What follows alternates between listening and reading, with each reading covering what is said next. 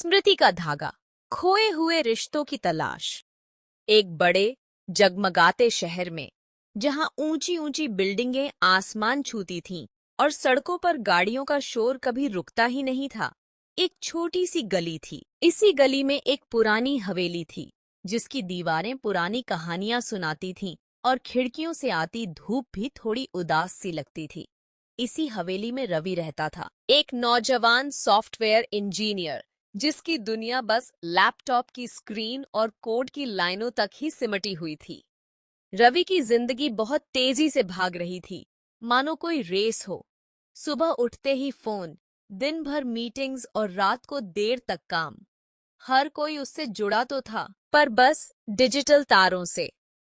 उसके हजारों फॉलोअर्स थे, ढेरों लाइक्स भी आते थे, पर जब वो रात को अकेला होता तो एक अजीब सा खालीपन महसूस करता था। रिश्ते बस वर्चुअल थे और भावनाएं तो इमोजी में ही कैद थीं यार। शहर में ये सिर्फ रवि की कहानी नहीं थी। हर घर में, हर कोने में लोग अपने फोन में ही घुसे रहते थे। बच्चे खिलौनों से नहीं, स्क्रीन से खेलते थे। बुजुर्गों की कहानियां सुनने वाला कोई था ही नहीं, क्योंकि हर कोई अपनी फीड में बिजी था। असली बातें, आंखों से आंखें मिलाना, एक दूसरे का हाथ पकड़ना, ये सब धीरे धीरे गायब होता जा रहा था। रवि की दादी, जो हवेली के एक शांत कोने में रहती थीं, ये सब अपनी आंखों से देखती थीं। उनकी उंगलियां हमेशा सुई धागे में लगी रहती थीं, पुरानी साड़ियों पर सुंदर कढ़ाइयां करती थीं। वो अक्सर रवि को देखती, जो अपने फोन में खोया रहता था, और उनके चेहरे पर एक हल्की सी मायूसी छा जाती थी। एक दिन दादी ने रवि को अपने पास बुलाया। बेटा, उन्होंने प्यार से कहा, ये धागा देख, कितना पतला है ना ये, पर जब इसे जोड़कर एक सुंदर कढ़ाई बनती है तो ये कितना मजबूत और खूबसूरत हो जाता है। रवि ने बस सरसरी नजर डाली, फिर अपने फोन में लग गया। दादी ने गहरी सांस ली, क्योंकि वो जानती थीं कि आज की पीढ़ी को सिर्फ बातों से नहीं, बल्कि अनुभव से ही समझाना होगा। शहर में एक बड़ा डिजिटल डिटॉक्स अभियान चल रहा था। लोग स्क्रीन टाइम कम करने की बातें तो करते थे, पर कोई कर नहीं पाता था। रवि भी इस बहस का हिस्सा था। सोशल मीडिया पर डिजिटल वेलबीइंग पर पोस्ट भी करता था, पर खुद भी उसी जाल में फंसा हुआ था। ये एक अजीब सी उलझन थी जो हर किसी की जिंदगी में थी। रवि को अपने काम में एक बड़ा प्रोजेक्ट मिला, एक ऐसा ऐप बनाना जो लोगों को जोड़े रखे। मजाक की बात तो ये थी कि वो खुद महसूस कर रहा था कि ये तकनीक ही तो है जो उन्हें अलग कर रही है। इस बात ने उसे अंदर से हिला दिया। क्या वो सच में लोगों को जोड़ रहा था, या बस एक और वर्चुअल दुनिया बना रहा था? एक शाम रवि ने दादी को अपनी पुरानी तस्वीरों का एक एल्बम खोलते देखा। तस्वीरों में उनके बचपन के दोस्त थे, गांव के मेले थे, और वो पल थे जब लोग सचमुच एक दूसरे के साथ होते थे। दादी की आंखों में एक चमक थी, एक ऐसी चमक जो रवि ने अपनी ऑनलाइन तस्वीरों में कभी देखी ही नहीं थी। दादी ने एक तस्वीर पर उंगली रखी। ये तेरी परदादी है, उन्होंने बताया। वो हर त्योहार पर पूरे गांव के लिए मिठाइयां बनाती थी। सब मिलकर खाते थे, बातें करते थे। तब फोन नहीं थे, पर रिश्ते थे बेटा। रवि ने पहली बार ध्यान से सुना। उसे लगा जैसे इन पुरानी तस्वीरों में कोई अनकही सच्चाई छिपी है। रवि ने अपने दोस्तों से बात की, जो अलग अलग शहरों में थे। सबने माना कि वे भी कहीं न कहीं इस खालीपन को महसूस करते हैं। वे कनेक्टेड तो थे, पर जुड़े हुए नहीं। ये एक ऐसा कॉमन अनुभव था जो उन्हें एक दूसरे के करीब ले आया, भले ही वे मीलों दूर थे।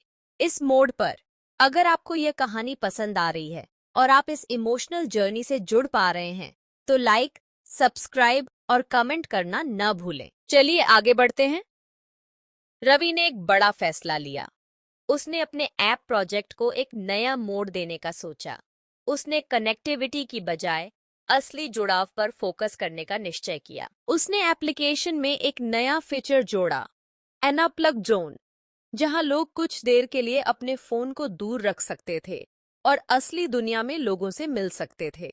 शुरू में तो उसके साथ काम करने वाले हंसे। ये कौन करेगा, उन्होंने पूछा। आजकल कोई फोन के बिना नहीं रह सकता। पर रवि पक्का था। उसने दादी की कढ़ाइयों से प्रेरणा ली। छोटे छोटे धागों को जोड़कर एक बड़ी कलाकृति बनाना, है ना कमाल। रवि ने शहर के कुछ पार्कों और कम्युनिटी सेंटरों से बात की। उसने वहां अनप्लग जोन बनाने का आइडिया दिया, जहां लोग अपने फोन जमा कर सकते थे और बिना किसी डिजिटल डिस्टरबेंस के एक दूसरे से मिल सकते थे। उसने कुछ छोटे कल्चरल इवेंट्स और गेम्स भी ऑर्गेनाइज किए। पहले दिन कुछ ही लोग आए। वे अजीब महसूस कर रहे थे बिना फोन के, पर धीरे धीरे उन्होंने एक दूसरे से बातें करना शुरू किया। बच्चों ने मैदान में खेलना शुरू किया और बुजुर्गों ने अपनी कहानियां सुनानी शुरू की। ये एक छोटी सी शुरुआत थी, पर हवा में एक नई ताजगी थी।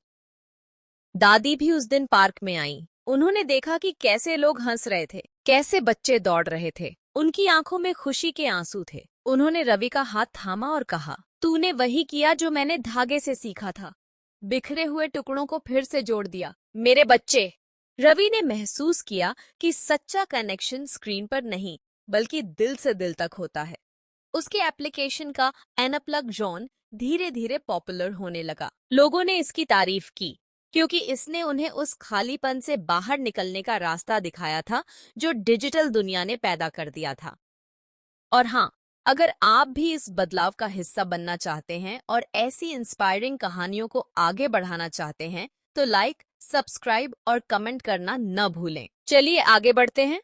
रवि का एप्लीकेशन अब सिर्फ एक टेक्निकल प्रोडक्ट नहीं था, बल्कि ये एक सोशल मूवमेंट बन गया था।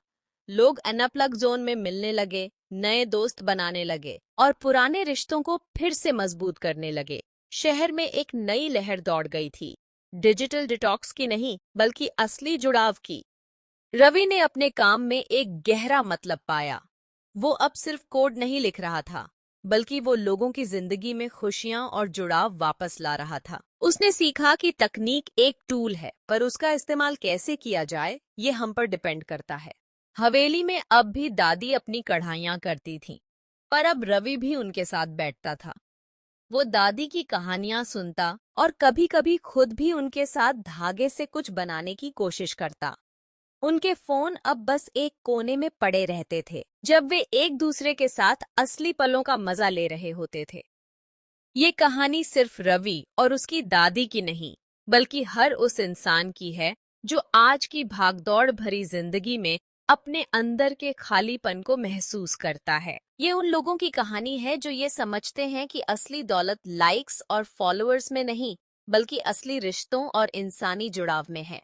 और अंत में, अगर इस कहानी ने आपके दिल को छुआ है और आपको भी अपने आसपास के लोगों से जुड़ने की प्रेरणा दी है, तो लाइक, सब्सक्राइब और कमेंट करना न भूलें। चलिए आगे बढ़ते हैं।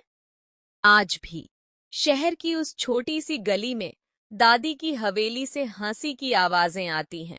ये आवाजें याद दिलाती हैं कि चाहे दुनिया कितनी भी बदल जाए, इंसानी रिश्तों का धागा कभी नहीं टूटना चाहिए। शिक्षा।